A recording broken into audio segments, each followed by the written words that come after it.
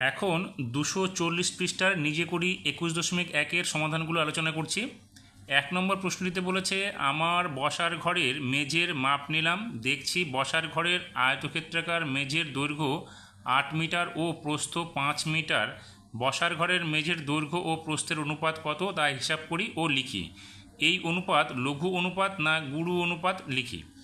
তাহলে আমরা কি করব, এখানে লিখে নিলাম যে বসার ঘরের আয়তক্ষেত্রাকার মেঝের দৈর্ঘ্য 8 মিটার এবং প্রস্থ 5 মিটার।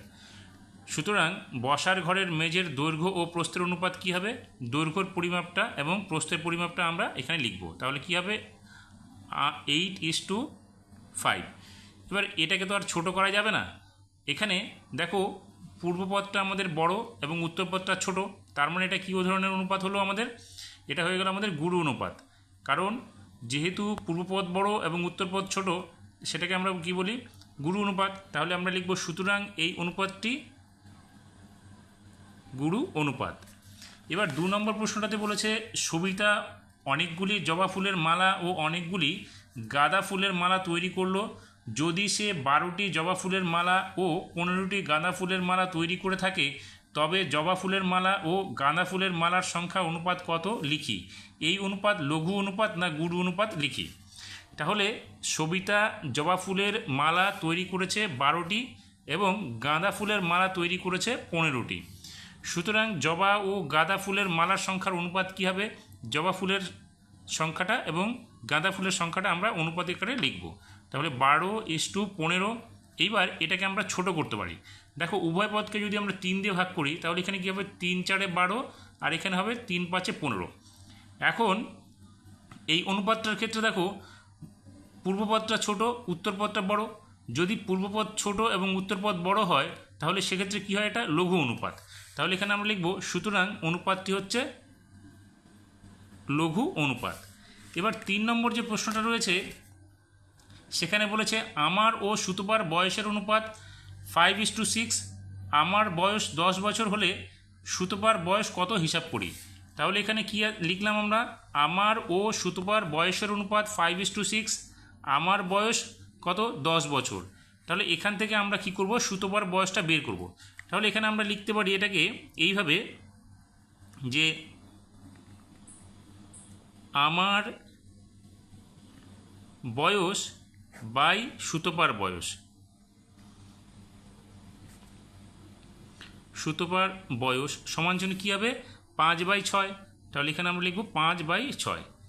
এবার দেখো আমার বয়স 10 বলেছে, তাহলে আমার বয়সের অনুপাতটা কত আছে, 5। দেখো 5-এর সঙ্গে যদি আমরা 2 গুণ করি, তবে কিন্তু 10 আসবে উপরে।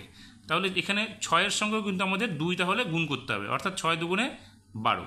তার মানে এখানে সুতপার বয়সটা কত দাঁড়ালো, আমার বয়স যদি 10 হয়, সুতপার বয়স হলো 12। তার মানে আমরা উত্তরটা কী লিখব, সুতপার বয়স 12 বছর। এটাকে কিন্তু আবার একটু অন্যভাবেও করা যায়, সেটা এইভাবে আমরা করতে পারি। সেটা হচ্ছে আমার বয়স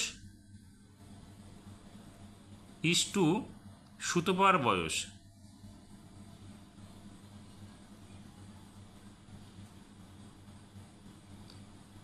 সমান চিহ্ন কী হবে, 5:6। তাহলে আমার বয়সটা কত আছে, আমার বয়সটা হচ্ছে 10 ইস্টু সুতপার বয়স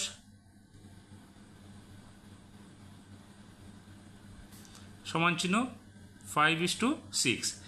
এটাকে আমরা কি করতে পারি, 10 বাই সুতপার বয়স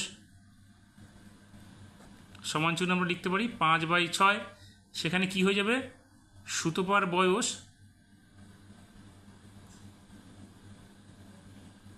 সমান চিহ্ন কী হবে, 10×6 হবে উপরে, 10×6 উপরে হবে, আর 5টা হয়ে যাবে আমাদের নিচে। তাহলে 5 দিয়ে যদি এটাকে কাটি, আমাদের কত হবে, 2। 6×2 = 12। তো এটা একটু জটিল প্রক্রিয়া, তোমরা এইটাকে করবে, এই ধরনের সমাধানটা করবে, তাহলে বুঝতে তোমাদের সুবিধা হবে। এবার 4 নম্বর যে প্রশ্নটা রয়েছে, সেখানে বলেছে আমাকে ও রাজুকে মা কিছু নাড়ু খেতে দিলেন। আমি ও রাজু যদি 1:3 অনুপাতে নাড়ু খেয়ে থাকি, তবে মা আমাদের কতগুলো নাড়ু দিলেন? যে কোনো 4টি হিসাব করি। এখানে কিন্তু বইয়ের মধ্যে দুটো হিসাব করে দেওয়া আছে, আমাদের আরও দুটো হিসাব বের করতে হবে। তাহলে বইয়ে যেটা দেওয়া রয়েছে সেটা আমরা আগে লিখে নিলাম এখানে। সেটা কি? আমার নাড়ুর সংখ্যা ও রাজুর নাড়ুর সংখ্যার অনুপাত 1:3। সেখানে বইয়ে লেখা আছে আমার নাড়ুর সংখ্যা বাই রাজুর নাড়ুর সংখ্যা সমান চিহ্ন 1/3। তারপরে এখানে 2/6 লেখা আছে। দেখো 1কে 2 দিয়ে গুণ করেছে, আবার নিচেও 3 দিয়ে গুণ করে এটা 6 হয়েছে।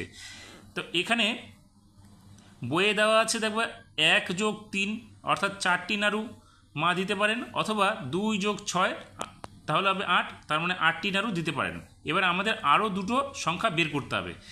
এখানে আমরা কি করলাম, উপরের পদকে আমরা 3 দিয়ে গুণ করলে 3 একে 3 পাবো, তাহলে নিচেও যদি আমরা 3 দিয়ে গুণ করি তাহলে 3 3 9 হবে। উপরের পদকে যদি আমরা 4 দিয়ে গুণ করি তাহলে 4 একে 4 হলো, এবং নিচের পদ 3কে যদি আমরা 4 দিয়ে করি 3 4 12 হবে। তো এক্ষেত্রে মা আমাদের কী কী নাড়ু দিতে পারেন, আমাদের দুটো আরও বের করতে বলেছে। সেক্ষেত্রে 3 + 9 তার মানে 12টি নাড়ু দিতে পারেন, অথবা এখানে 4 + 12 তার মানে হচ্ছে 16টি নাড়ু দিতে পারেন। এবার 5 নম্বর যে প্রশ্নটা রয়েছে সেখানে বলেছে আমরা মোট 10 জন মাঠে খেলতে এসেছি। যদি আমাদের মধ্যে মেয়ে ও ছেলের সংখ্যার অনুপাত 2:3 হয়, তবে কতজন মেয়ে ও কতজন ছেলে এসেছে হিসাব করি। তাহলে এখানে কি আছে, আজ আমরা মাঠে খেলতে এসেছি সমান যেন 10 জন লিখে নিলাম। মেয়ে ও ছেলের সংখ্যার অনুপাত 2:3 এটাও লিখে নিলাম। এখন আমরা এখান থেকে কি বের করব, মেয়ের সংখ্যা এবং ছেলের সংখ্যা। তাহলে মেয়ের সংখ্যা কী হবে, আমাদের মোট সংখ্যা কত 10, তাহলে এখানে লিখব 10 গুণ এখানে আমাদের প্রথমে যেহেতু মেয়ের সংখ্যা বের করব, তাহলে মেয়ের সংখ্যা কত আমাদের 2, উপরে লিখব আমরা 2, আর নিচে কি হবে এই অনুপাত দুটোর সমষ্টি অর্থাৎ 2 + 3, অর্থাৎ 2 + 3 এটা আমরা লিখব। তাহলে এখানে কি হবে 10 গুণ উপরে হলো 2 আর নিচে হলো 3 আর 2 যোগ করলে কত হচ্ছে 5, 5 দিয়ে 10কে কাটলে কত হচ্ছে এখানে 2, অর্থাৎ 2 দুগুণে 4 জন। তার মানে মেয়ে কত এসছে 4 জন। এবার ছেলের সংখ্যাটা কী হবে, 10 গুণ ছেলের সংখ্যার অনুপাত কত 3, তার মানে 3 হবে উপরে আর নিচে যোগ হবে অনুপাত দুটো অর্থাৎ 2 + 3। তাহলে কত হচ্ছে 10 গুণ 3 থাকলো উপরে, নিচে 2 আর 3 যোগ করলে 5 হচ্ছে, 5 দিয়ে এখানে 10কে কাটলে হচ্ছে 2, 3 দুগুণে 6 জন। তার মানে মেয়ে হচ্ছে আমাদের কত 4 জন এবং ছেলে হচ্ছে 6 জন। এরপরে 6 নম্বর যে প্রশ্নটা রয়েছে সেখানে বলেছে বাবা বাজার থেকে